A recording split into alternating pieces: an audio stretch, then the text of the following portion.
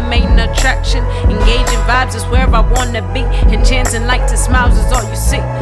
So I ain't thinking about the next one. Snapping pics, they be loving my fashion. Great drinks, great friends, and it's flowing well. It's the perfect event. Shout out Riel.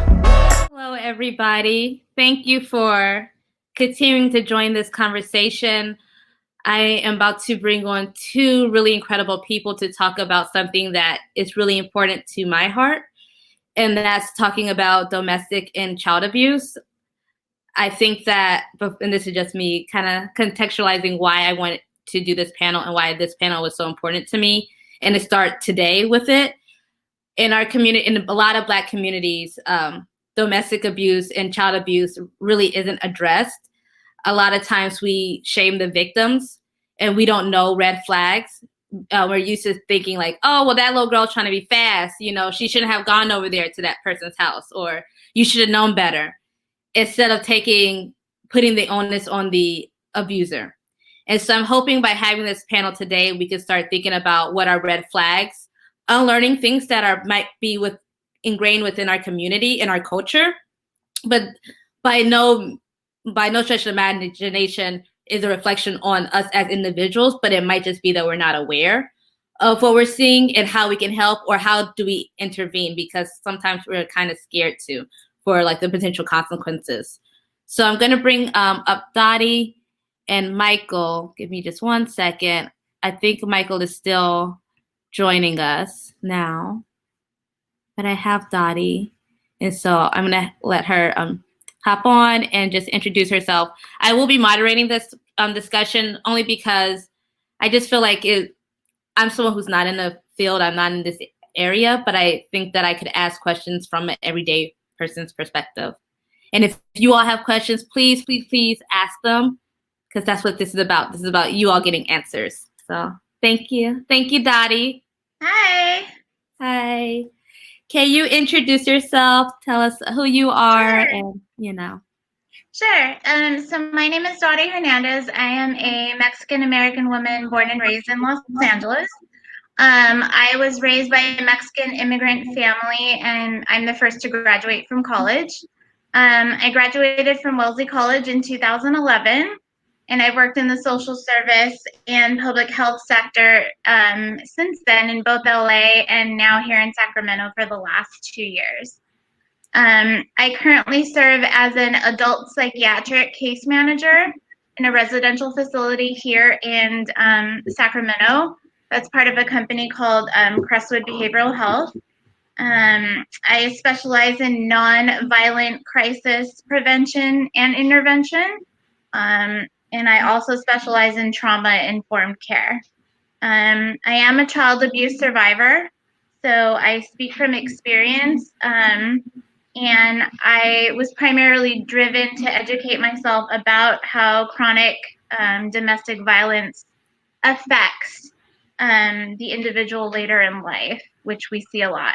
I just wanted to say that my primary reason for being here today is to support my Black brothers and sisters in any way that I can, and to help the community navigate through this pandemic of injustice.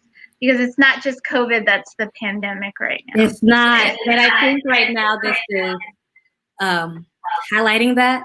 Oh, sorry, let me turn down my volume. I don't know if I'm echoing a little bit. No, you're good. Okay. I think right now it's just like everything's coming up. It started with the pandemic, and like for me, a few weeks ago I started with this idea of creating this platform, this safe space, so we could talk about COVID, and everything else just kind of have come up and whatnot. So you're right, but in that conversation, I also was hearing from a lot of people that an invisible part of our community is like the people who are being abused, and the fact that like everybody's at home potentially with their abuser is something that like really concerned me. And I might not have the language to speak to that. So if you can kind of talk about like, how significant that would be, and like, why would that be different than like if you live with them? Well, now you're just there a little bit longer. Like, why is it different now? Sure, absolutely. So did we want to wait for Mike to join, or I think he's still joining. Yeah. And I know everybody's like really excited. So yeah. I'm gonna text them right now to just let me know. Okay. So what I can do is while we're waiting, I can start discussing a little bit, and just in terms of mental health, about how meditation is helpful. Oh yes, yeah. So we can start with that. That's something I think that everyone should practice. Yeah. So we'll go ahead and do that. So what I want to do is a quick guided 5-minute meditation. This is something that I practice with my clients on our campus, but also something that I really highly recommend for people to do in their daily lives. Most people think that they can't meditate because our brains are too busy and we can't shut them off. But really, meditation is practice, and it's practice in a non-judgmental way, meaning that we think about it not as something that we have to be really good at, but something we're practicing, and that it's not about being able to just clear your brain. So there's a lot of scientific benefits to meditation. It's free because all you have to do is breathe. So you don't really need any resources for that. But really it is practiced. Unfortunately, right now with the coronavirus, a lot of apps online that you typically have to pay for are for free. So you can access those. There's also a lot of really good guided meditations on YouTube that are free. So I would really recommend, if this is something that people are thinking of doing and incorporating into their daily routine, that they start, with that. And it may take some time to figure out what it is that you liked, in terms of guided meditation. But again, it's all practice. So I can go ahead and start that. It'll be about 5 minutes. And the first thing I want to do before I begin this is go through a few things to keep in mind. So I'm going to go ahead and read them off. So everyone should get into a comfortable position. Try not to stand up. Should be really easy in your chair or wherever it is that you're seated. And I'm going to just read these off really slowly. Okay.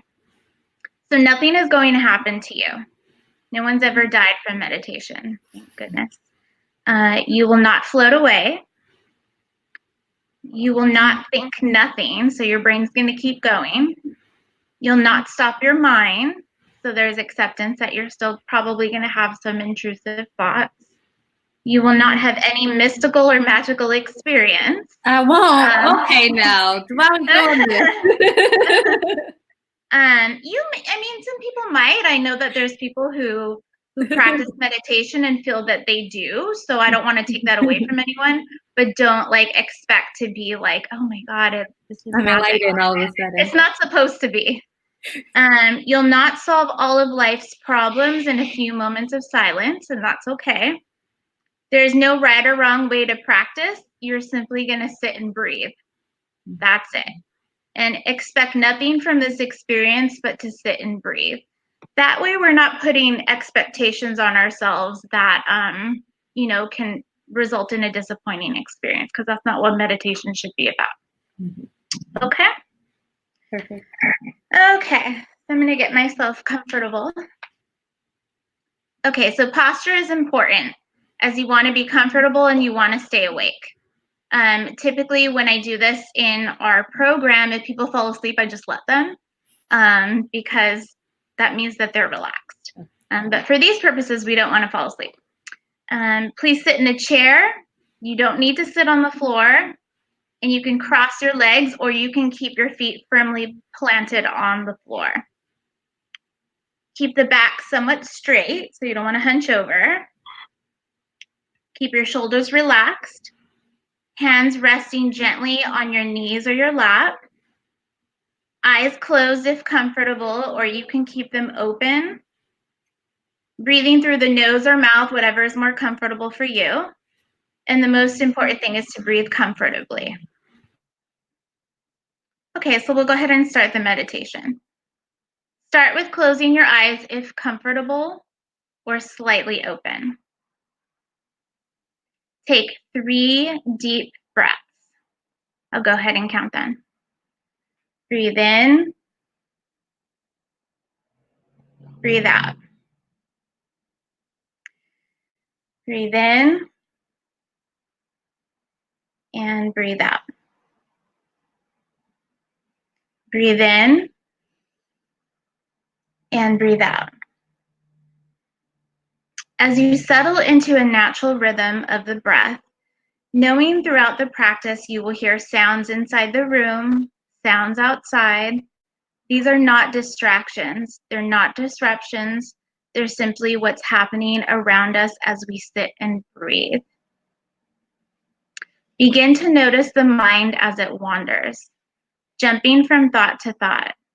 Gently guide the attention and focus to the stomach or chest. As you breathe in, feel them rise. Breathing out, feel them fall. Simply continue this practice, observing the sensation of breath. So we're just going to do that for 1 minute.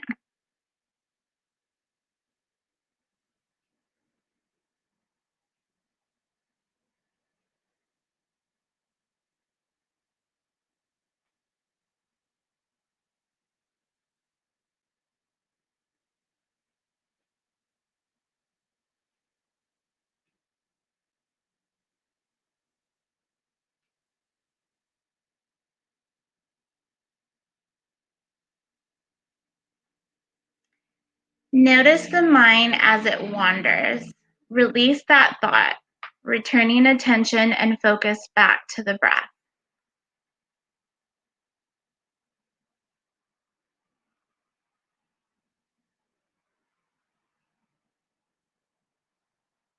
Breathing in, follow the breath in. Breathing out, follow the breath out. If the mind wanders, gently guide attention back to the breath. Let go of expectations or judgments of your practice. You're just sitting and breathing. Learn to be comfortable in stillness. Know what it's like to just sit and breathe. Again, take 3 deep breaths. 1, 2, and 3. Gently guide yourself back to the room. Slowly open the eyes and begin to move. So I know that's really brief, but hopefully you can do that at any time. It's really helpful for anxiety, especially if you're experiencing it, at night, if you can't sleep, in the morning when you're preparing for your day. And I do recommend that whatever you do when people meditate, that they're turning off the TV. Don't keep the news on when you're doing this, because those things that you hear are just going to flood your mind. So try, one thing I recommend is using headphones so that you can, be more involved with what's going on. Okay? Thank you. And I know I didn't preface this at all, but I asked Dottie to take us through a meditation or breathing exercise for 2 reasons. One, it's a lot going on right now. We're processing a lot with the news. We're processing a lot with the last 2 panels, and I want us to be able to take a moment and kind of like cleanse our palate, like start afresh as we begin this conversation, because I know it can become very heavy. Absolutely. And for some people, it can be very triggering because we might identify patterns or things, red flags that you've noticed in your life that you might not have known before. And then the second reason why I asked Dottie to lead us through a meditation is because I think it's really important for our community to continue embracing different types of self-care and thinking about mental health, even if it's something as simple as give me 2 minutes to breathe, which is something my big brother, not by blood, but my big brother, Kari, had to remind me today as I was freaking out to continue to breathe. And I was like, okay, I just did a breathing exercise. I feel so much better because I was panicking. So having these tools can really help us as we like navigate society, but also right now during this pandemic. Now that we do have Michael on here, can I have you introduce yourself, your experience with child or domestic abuse, fighting against, those. Hello, my name is Michael Williams, and I am serve as the president and CEO of Orchards Children's Services. I've been in this field since the late 70s, and I think it was, my work is my work. It's heavy. I'm glad I entered into this conversation with the concept of breathing. Yeah. Because it's the biggest issue right now is a person that couldn't breathe. Yeah. So I entered this with a lot of credentials, but the most important credential I have is I'm a man. I'm an African-American male. I'm a father. I'm a husband. I'm a grandfather. And all the other things are secondary. My track record is success in working with children and families, and really reveling in the opportunity to serve. I think we've lost that concept. All of us need to understand the importance of serving. And I want to acknowledge our host who reached out to me. Thank you. And to see the youthful movement, because all things change because of youth. And whether it's the civil rights, Mr. Sharpen talked about that yesterday, but I work with foster care children, but I also work with children to keep them at home. I think we're really going to do our job and mainly focus now on poverty, which is our biggest nemesis, and education. So that's a quick view. I am the president and CEO of Orchards Children's Services. We serve over 8,000 young people and families every year, and we serve them. And I'm founded in Michigan, which gets a lot of, I'm a product of Flint, Michigan, which when I was there was known for the athleticism, and now most of the world knows it because of the poisoning. So we have to really just change. I'm here to really have a conversation to change the way we view ourselves, the way we have to work together, and as the prior person say, to learn how to breathe. Yeah. Yeah. I want to start this conversation by asking, how do we define abuse at home, like domestic or child abuse? How do you define it? Well, there's neglect and then there's abuse. Abuse is typically a physical deterrent of someone's being. Neglect, I think, is either a great problem, and that is your inability to provide, whether that's a bed, whether that's a nutrition, whether that's water, and those things happen as a result. Most families that come to us are pretty good families, but lack the ability to provide their children in a way that's going to be most helpful. Obviously, the business changed a lot, and I say business from the standpoint of it's a business because we have employees, but the crack epidemic changed everything. It changed the African American community more drastically than anything else, and we continue to react versus being proactive. So abuse is something that's done typically in a physical way. Neglect is something that affects only the mind, body, and soul of a person. And I think we have to really focus on that, because those are the things that we can have some control over. Most of our cases are as a result of neglect, and most of the country's issues are as a result of neglect. Yeah. Dottie? So those are the differences. So yeah, absolutely abuse. Typically, you see it manifest in a physical way.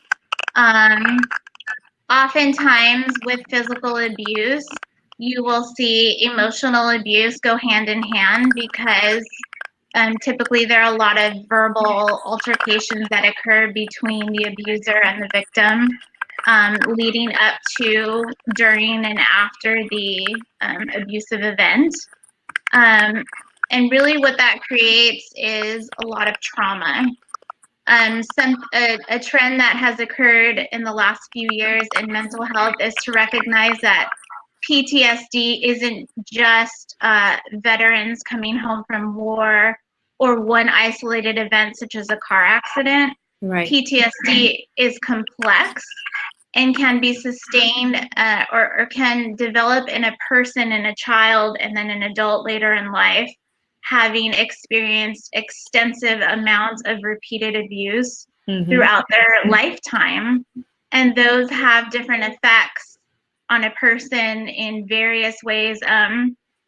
You know, there's an ACEs test. ACEs spelled ACES, that a person can take that I highly recommend. What's which that? is a screener. It's adverse childhood experiences. I'll go ahead and put it on. So your ACE score was something that was developed many years ago by leaders in the community, particularly by doctors, who found that children who were manifesting a lot of physical illnesses actually had experienced a lot of trauma, whether it be because of poverty, and direct experiences of having a lack of resources in their communities, such as in poor Black communities and poor brown communities. You'll find that they started to have chronic illnesses like asthma and things that developed later on in adulthood that made life expectancy and whatnot go down drastically. So the body, and there's an excellent book called The Body Keeps the Score, which goes over how our bodies kind of hold that trauma in. Then you combine, racial injustices and the climate that we're in right now, and those ACEs scores go up. So the higher your score is, the more likely or the more likely you are that you're going to have physical issues later on in life. So yeah, and it's a really complicated subject. Unfortunately. But I think that would be great to you would provide people a foundation, kind of to start with. I'm someone who's always been a very vocal advocate of mental health, therapy, counseling and whatnot. And the best therapy, as I tell people, is A, when you're not in crisis, or B, when you can identify what you're feeling and what you're going through. You might not have all the vocabulary, but if you can call someone and say, I just went through this, this, and this, can you help me figure out what's the next step or how I can avoid finding these people again? That's a really great way for you to meet a therapist or whatnot. So I really appreciate you putting something out there for even thinking about PTSD, because like you said, a lot of times we think about veterans and whatnot. What does child abuse tend to look like, or how have you seen it in the Black community? I don't know. Yeah. Well, I think it's really important to look at trauma from a lot of perspectives. I really appreciate this conversation because I like to expand it to the point of where is trauma not only an indicative action that people have on it, it could be a condition. If you're born in certain areas and you're the fifth generation impoverished, that denotes trauma. And a baby cannot take the test. But if we understand how words and things are influenced, I'll use some concrete examples. When the African American population was smoking this thing they call now marijuana, they called it dope. When Europeans smoked it, it became drugs. Yeah. When they smoked it, when Blacks smoked it, it was weed. When they smoked it, it became grass. Psychologically, that has an effect. Who wants weeds? Who wants versus grass in terms of just a projection? Yeah. So I think it's important to recognize the things that create trauma, and there is no measurement in terms of relationships, because I am a researcher, and I think that's really important that we look at things because we repeat history. But there are things that have been intentionally done or unintentionally done that have affected people. Example, a neighborhood used to consist of a porch. What happened to the porches? Most communities now are built with decks. Yeah. So the trauma that children and then we built these things. I was a mayor at one point in time, and I refused to call any housing development a project, because the project really denotes that it's not completed. But so if you live in the projects, first of all, you were being exposed from a traumatic perspective. From 0 to 1, most children still lived in the home, but now at 1-year-old, what I was exposed to from 1 to 3 was the front porch and then the front yard. And my first experience with the real world was school. Mm-hmm. Now you've got young people, 1-year-old walking outside, seeing everything that I didn't see, exposure, and those create traumatic situations and how to deal with issues. Yeah. The violence is seen, is manifested in a lot of ways. So abuse has a lot of tenets. It is the emotional abuse, it is the physical abuse, which is the easiest to measure. Physical abuse is a call and you get protective services and you can see the bruises. But the emotional abuse is the most difficult to measure. And the other thing, that we don't praise people who overcome mental health issues. Yeah. You know, if you go to Gold's Gyms, well, when it was open, you would see the people with the bodies that are built up in the front. Right. The people that were building up their bodies started off in the back. So there's some progression. What happens when you accomplish overcome mental health issues? First of all, you get quiet. You don't let people know. I'm fine now. I'm good. yeah. And are you ever good? Because you always need help and you always need support. Right. And now there used to be strength, asking for help and asking for support. Now it's seen as a weakness. And I think we have to really shift this, because we've got a situation where leadership doesn't take any responsibility, which is the key to leadership.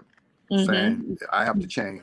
And the second area is dealing with the trauma of what this thing does from birth on, and how do you put that in the DSM format so that it becomes not only a diagnosis, but a prognosis to success has to be established if in fact we're going to really deal with this issue of racism and crime, because that is a traumatic experience.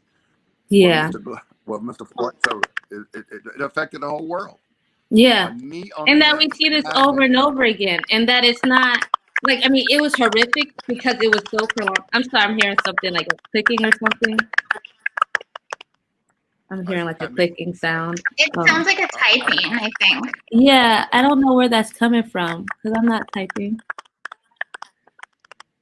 We're talking honestly, so they're trying to block you. But we're gonna keep on talking. Yeah, we're gonna just keep going because I thought I'm like everybody looks engaged. I don't know what's that. We'll just pretend someone's typing us. Yeah, they're writing down our notes. Okay, they're writing down our notes. So we're speaking all flames, all fire. So I know one thing. Like I grew up in a tutoring service, so I grew up around a lot of kids. Now that I'm older and I've like gone through therapy, I realized one thing that I've seen a lot of, which is perhaps a sign of trauma. Kids being scared to answer questions. Kids being scared to be wrong. Like I'm like petrified. Like, can you read this sentence to me? Like, even if you're gonna not know any words, that we have to help you through it. Like just being or like answer this 5 + 5 that I know you know. But it's this fear of just like being wrong, you know? Like, have you seen that? And like, is that part of trauma? Is that a sign of something we should think about? Yeah. It can be. There also tends to be a high degree of startle response. So if you come behind a child and you touch them on their back or say, hey, so, you call their name and they jump, that can be another sign of abuse. The other thing that I learned actually this year that I didn't realize is that typically we would say that children who are withdrawn, have obvious physical signs of abuse, or have anger issues where they're really lashing out, would be what you would suspect for being abused. But there's also another side to that coin. We tend to see children who are, they're called overfunctioners. Yeah. And what happens is you'll have a child who is so terrified of disappointing the abusive parent that they'll try to be perfect. So what they'll do is they'll try to be that person in class that gets straight A's. They'll end up being that person who is trying to be at the best athlete, all of those different things. And they're hoping that if they please the abuser in some way, the abuse will stop. But unfortunately, what we learn is most people who abuse can never be satisfied because it has nothing to do with the child. It has to do with them. The other thing that we see in hospitals or during, with the advent of the coronavirus is that the primary person who reports abuse are teachers, are educators, because they're the one who sees the child every single day and can see, little incremental changes that may be apparent or indicative of abuse. What's happening is because those children are now home and exposed to the abuser for longer and longer periods of time, they're ending up in the hospital with physical injuries that are much more severe than they used to be. So, and they don't have access to the educators that they used to have that would be that front line for a child protective services call. So really, communities need to step in. We need to be the one that observes our neighbors. I'm not saying that we all need to be nosy and but there really be mindful. Yes, there has to be that case, because I can't tell you how many times, even for myself as a child, it was really obvious that there was something going on, and neighbors and people just didn't want to get involved. Especially now, because if our communities are the front line in making reports, because we don't trust the cops, we don't want to call the cops to deal with the situation, it has to come from communities more than just educators. You don't have to be a mandated reporter in order to call. And I also recommend that people keep documentation. Again, I know it probably sounds creepy, like to sit there and have to write notes about things you're observing on your neighbor. But if you think that there's a problem, don't turn away. And even after you first report the potential abuse, don't stop there, because it's probably going to take several tries and pushing in order for something to happen and to get that child into a safe place. Michael will be right back. So he'll be right back. I don't know if you watched the show Riverdale. Have you ever watched the show? Okay, I'm going somewhere with this. The last season, I haven't finished it, but they address child abuse in some sense, where the father is yelling at the child a lot, and Archie from the comics is trying to defend the young boy. Watching it, I felt two ways, okay? I felt like, you're a kid, so like the power dynamics there. B, I felt like, what would I do if I was a student or, and this was happening? Like, what could I do to be there? And then like, if I was another parent, because there's a lot of parents watching this and there's a coach out there watching this, what could I do to help this? I'm not seeing anything physical, but I'm seeing something that's very verbal and abusive. And I see this child changing. I see his demeanor changing. I see he's being angry and aggressive. This is all on the show, and I felt like even in how they portrayed it, it felt very real in a sense. So a lot of children who see changes in their friends and who have parents who are good parents and want to talk to them, being able to voice that to them is a big part of it. There can be cultural difficulties though, because again, the Latino community I can speak to as being we tend to be very secretive. You want to talk to each other, about each other's business. And you tend to see some patterns like that in Black communities. And it's because there's a certain amount of shame that is attached to having to talk and open up about your family dynamics with strangers. The other thing too is that Child Protective Services, for some deserved reasons, get a really bad rap because they tend to not follow up as much as they're supposed to. And social workers will see things and either not report it or follow up on them like they should. So really, the team of caregivers in the child's life, whoever that is, has to be able to step up and do that. The other thing is that in impoverished communities, of course you don't want police presence in your home. for a multitude of reasons that I think we all know are obvious. Right So, now is a great example of like, so I'm not going to invite them in because you don't know how it can end up. Like, yeah. So I'm not going to advocate for people calling the cops every single time they think that something's wrong. However, you can call national child abuse hotlines that are readily available if you search, and those people can direct you to where your local shelters are. We have a really good shelter here in Sacramento called Weave that actually is for women and for children that they can temporarily stay in while a qualified worker is helping them come up with a plan, because that's really it. The other thing that we have to remember is sometimes, and this isn't to demonize women at all, but sometimes women or men will not report the abuser because they're dependent on the abuser for different things, whether it's shelter, whether it's being able to pay for goods and services. So they're having to outweigh that with, do I report and then get put in a shelter and possibly lose my housing? Yeah. So those are really difficult things that you can't figure out on your own. They're things that have to go to trained crisis intervention professionals that are hopefully culturally informed and culturally trained, and not just are going to come in there and demonize you. Right. So that's a big piece of it.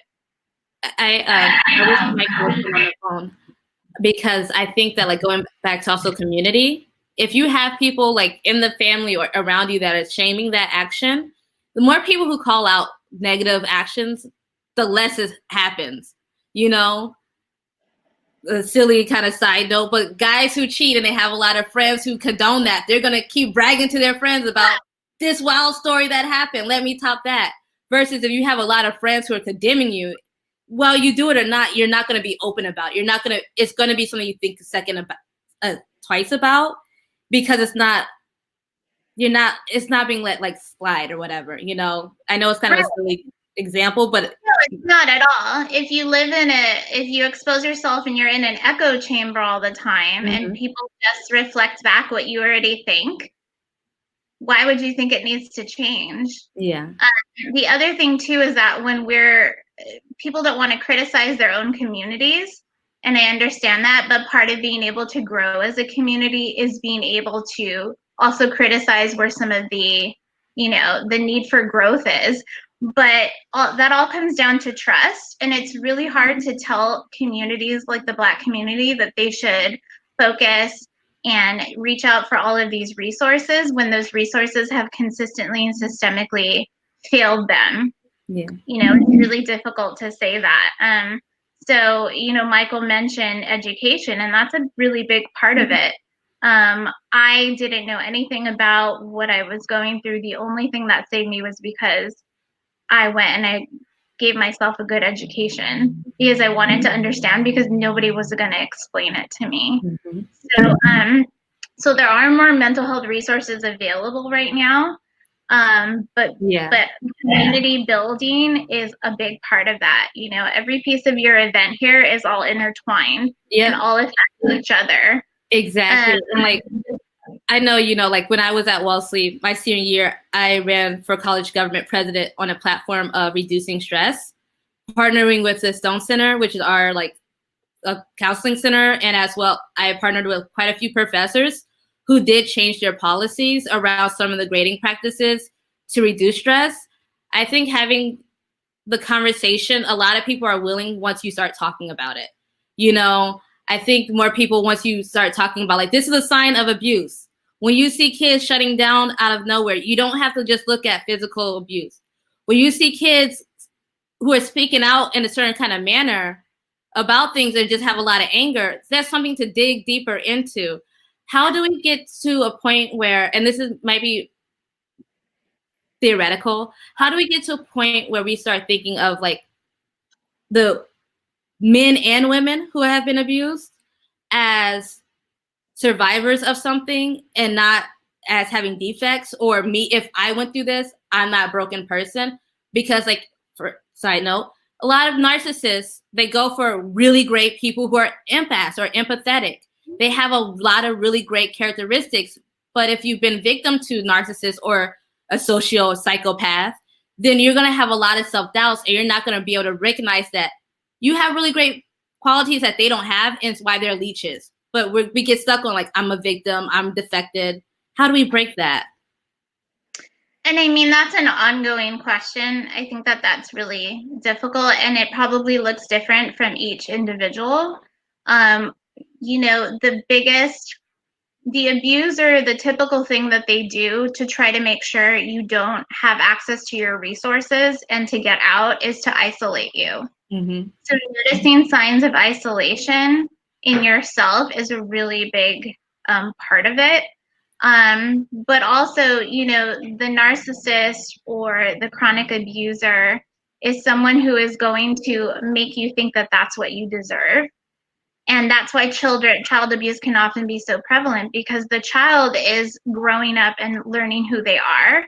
Yeah. And if you get in early and you start to tell the child that they're not worth it, that their life doesn't matter, that they're property, etc., you can, you know, throw off their entire psychological development. So there's the education piece. But also, I think a lot of this falls on the shoulders of doctors. A lot of primary care physicians and pediatricians don't have adequate screening tools to be able to have a discussion with a child and ask the right questions. And I would say that this is even the case with adults. They'll give you a little papers, little screen, and be like, are you stressed out on a scale of 1 to 10? Right. You know, like 10, but then won't actually have a conversation with you after that. Mm-hmm. So I think it's a little bit better now. But for the most part, especially in impoverished communities who don't have regular access to healthcare,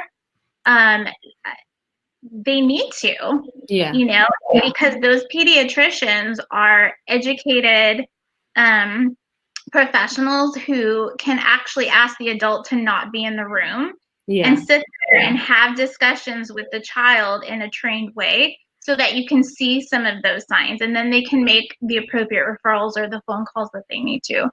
So how do we recognize if we found somebody who might have bias? Because we know a lot of times with Black women, and I'm sure Black men go into different medical, anything, any kind of medical anything, a lot of times we're not fully heard, or the pain or the suffering we're going through is kind of like, oh girl, like I know life is rough, or you just bipolar, or like they throw something at you.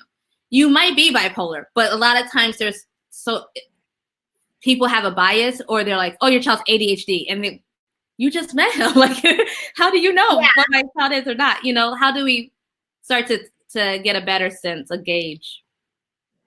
So it's hard, and one of the reasons it's hard is because, and I'll speak for people who don't have the resources, like, so typically in Black and Brown communities that are in poorer neighborhoods who have either underinsured, not insured, or have like a state-funded program, you just get assigned a doctor. You don't even really have a choice, and most people, So most people don't know that they can actually call their health plan and make a complaint or ask for more information about the qualifications of that specific person.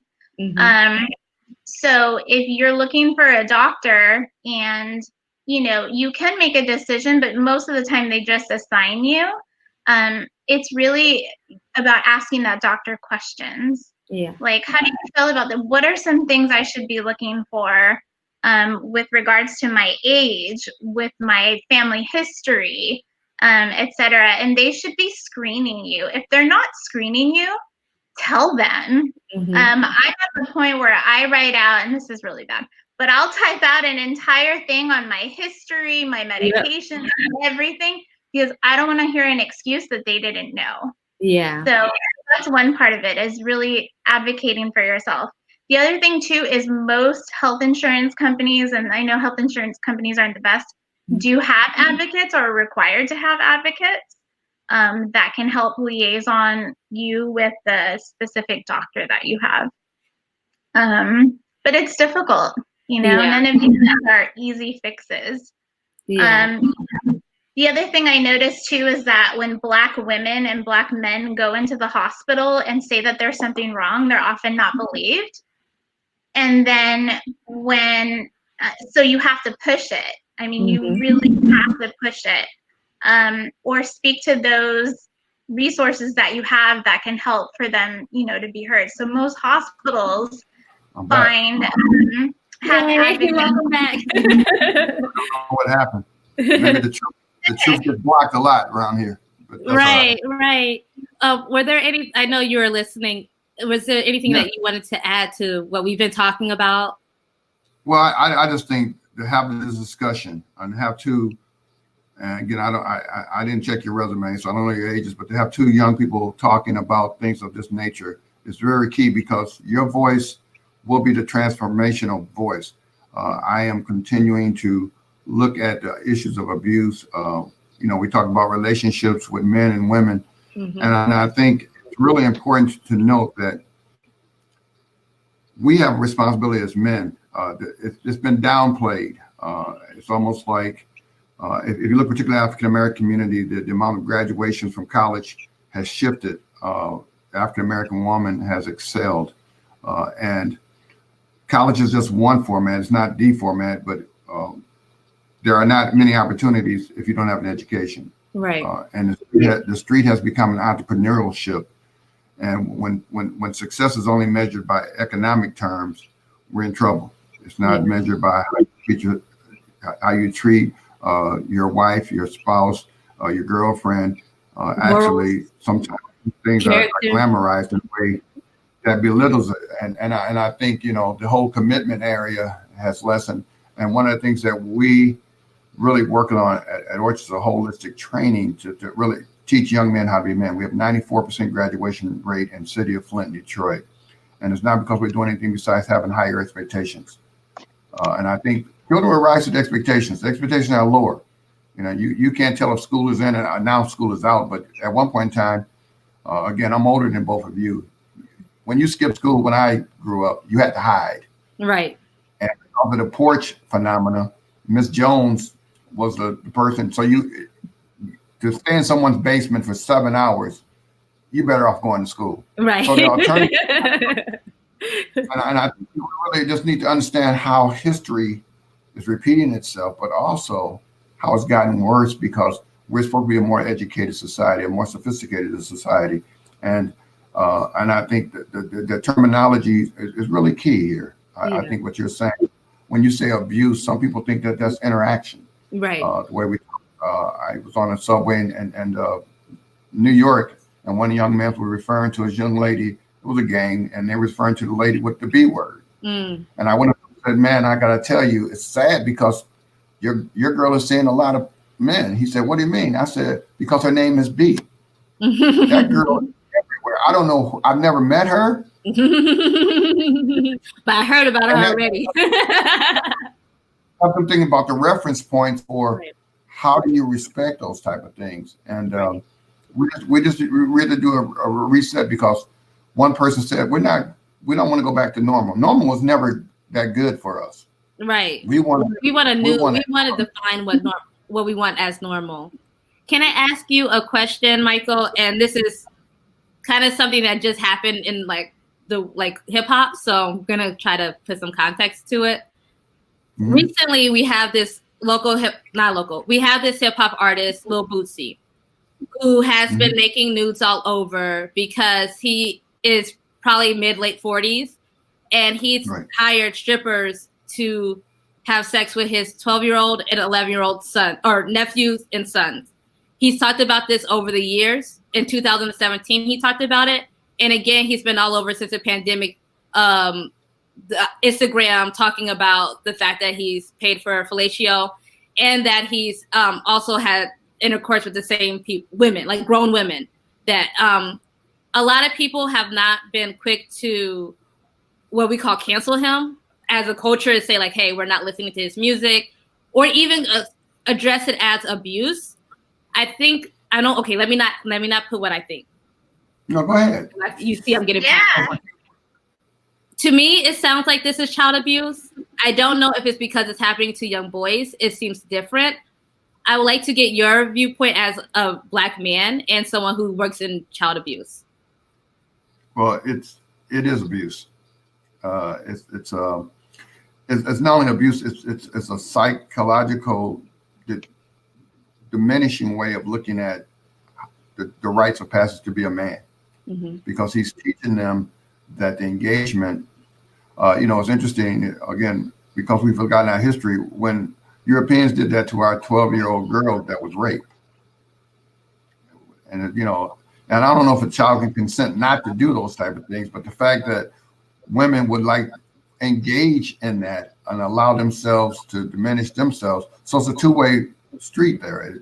It's the fact that a 40-year-old person could think that that's a rites of passage for a young man and what that's going to create in terms of his viewpoint of women.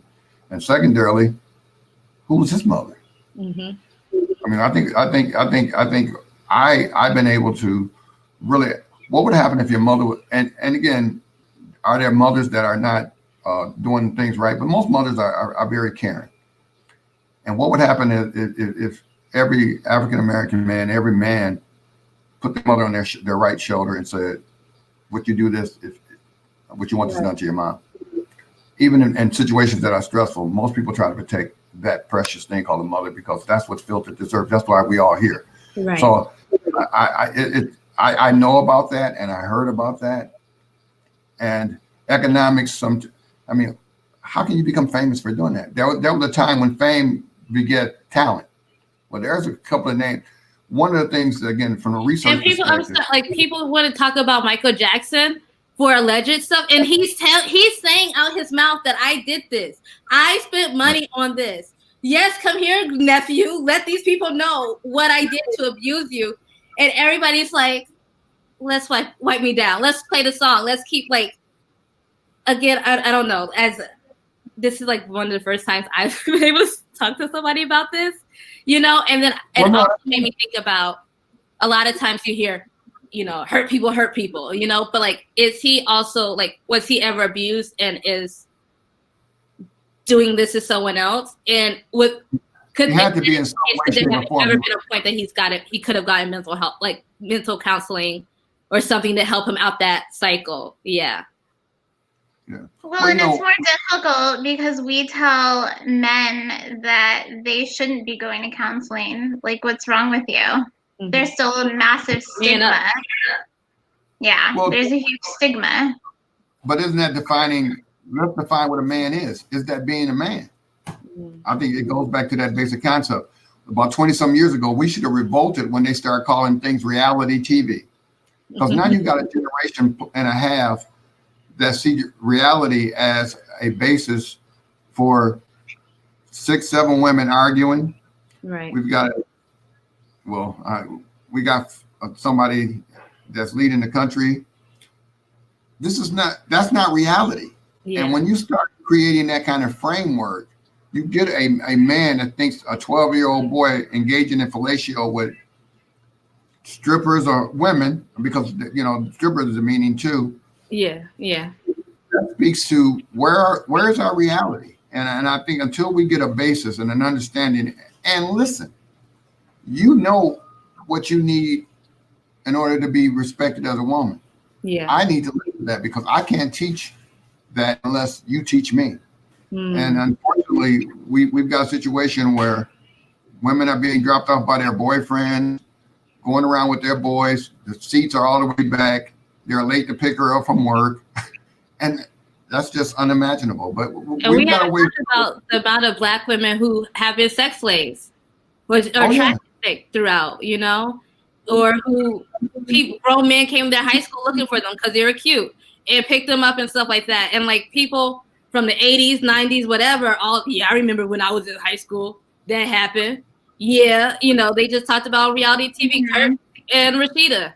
She talked about he got her a car when she was in high school as a grown man because he was a drug dealer and she was cute. I know we're out of time. We have to have another panel. Thank you, but I want to say this. We need to really address the fact that you've got young people born in 9/11 and graduating in the pandemic. Yeah, that's a trauma-based generation that we really need to be paying attention to, because they don't know how to really deal with the realities of life, because they're born in a tragic, and they're graduating. They don't have that senior memory that we all had in terms of that transformation to adulthood. So I appreciate that. I apologize, but I love listening to you two. I want to stay connected, and we will stay connected, because once I meet you, you're connected, and you're responsible for helping all children. Likewise. We'll definitely have you all back, because I just know there's more for us to talk about. Hopefully we'll be on Hopin, which is another platform where it lets us break into sessions, pose a question to the people to talk amongst themselves, and then come back to our panel. So we can pose a question, how do you feel about this? They could talk about it, and then we come back. So it's more interactive. That's what we're hoping with donations. Thank you so much. Are there any last comments you all want to make to our audience? California first. No, I'm gonna go ahead. I'm gonna go ahead and leave my email address in the comments if anyone wants to reach out to me to help them find resources. And yeah, and keep meditating and doing your breath practices, please. That's one small thing you can do for yourself. And I'm going to close by saying, Rhea asked for support. If this effort doesn't require support, nothing does. So I'd ask everybody to take a chance, take an opportunity to donate, to make sure that this continues to be a dialogue, because I've learned a lot. And I'm going to stay a green tomato. I'm going to continue to stay close to the vine so I can continue to look. I'm never going to be red, because a red tomato is either eaten or it turns rotten. And I won't do either one. Thank Take you. care. I hope y'all stay on the next one. I'll email you. Right. Bye.